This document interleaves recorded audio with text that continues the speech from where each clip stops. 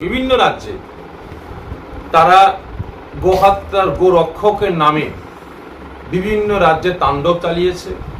শত শত বাড়িগুলোকে তারা বোলডোজার দিয়ে গড়িয়ে দিয়েছে, কারণ গরুর বাড়িতে রেখেছিল বলে, গরুর গোস্ত রেখেছিল বলে।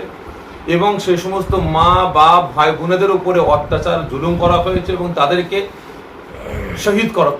হত্যা করা হয়েছে, শহীদ করা হয়েছে। এই 2026-এ যখন আমাদের পশ্চিমবাংলায় নতুন সরকার গঠন হয়, হওয়ার পরে আমরা দেখতে পেলাম কিছুদিন পরেই আমাদের কাছে আসছে আমাদের পবিত্র দিন ঈদুল আজহা। আমরা ওই দিনে আল্লাহ পাককে খুশি করার জন্য আমরা পশু কুরবানি করি। কিন্তু নতুন সরকার যখন আসলো, আমরা ভাবলাম যে আমার দেশে, আমার রাজ্যের যে আইন ব্যবস্থা থেকে নিয়ে প্রত্যেকটা জিনিসের সুন্দরভাবে সুষ্ঠুভাবে আমার রাজ্য চলবে। কিন্তু আমরা এখন দেখতে পাচ্ছি যে এ সরকার আসার পরে একটা নতুন ফতোয়া জারি করলো কি মসজিদের সাউন্ড কমাতে হবে এবং তার সাথে সাথে কুরবানি বন্ধ করতে হবে।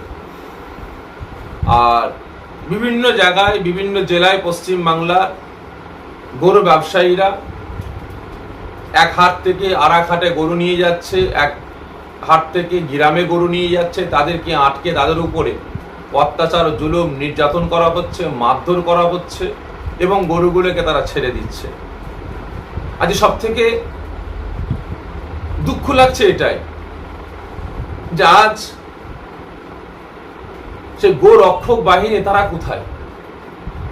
আজকে হাজার হাজার মুসলমান ভাইদের উপরে নির্যাতন চালাচ্ছে, অসহায় গরিবদের উপরে নির্যাতন চালাচ্ছে। কেন?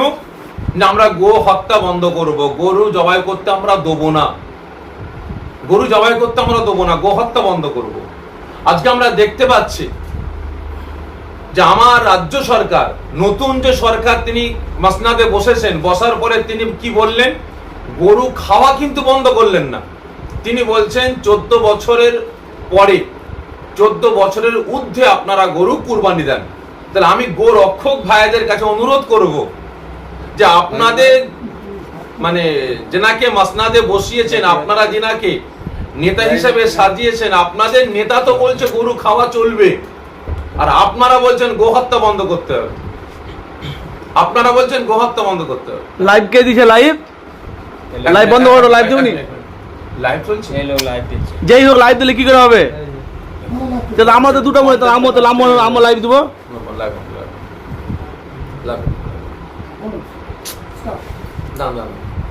লাইভ